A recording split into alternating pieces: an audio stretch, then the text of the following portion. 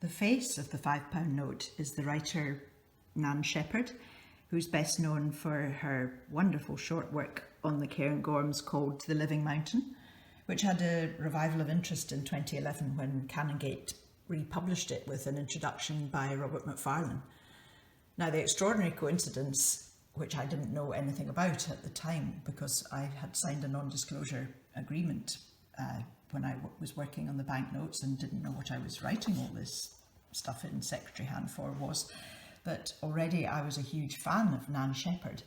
So when I realised that we were going to be partners on the same banknote, I was so excited.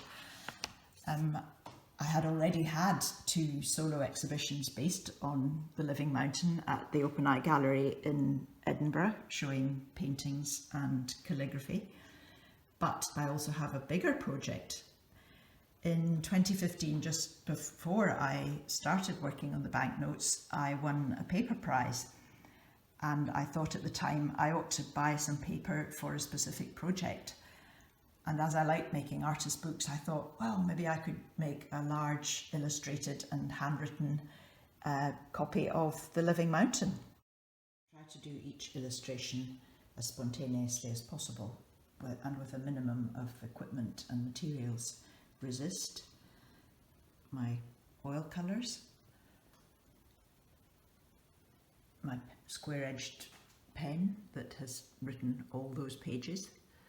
I tried to keep a record of the colours in a notebook so that I can refer to them later. I have a limited number of sketches and some source material sometimes, and then of course I have to keep a very detailed outline of each chapter so that I put illustrations and text on the right pages.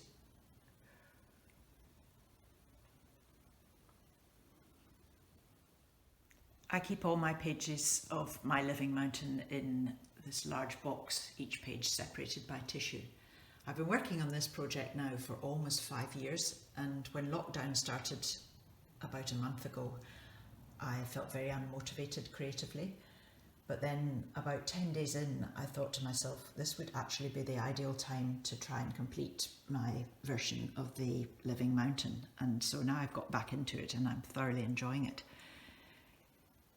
So here's a typical double spread of the book where you can see that I'm defying many of the rules of page design. Everything's a bit wonky. The illustrations are not square or rectangular.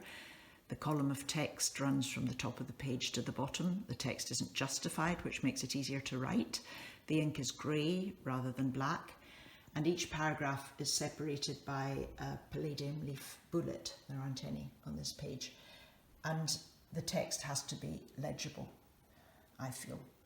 But each chapter has in it at least one illustration which allows me to be a bit more expressive calligraphically, and it treats one word or phrase in the chapter in a more expressive way.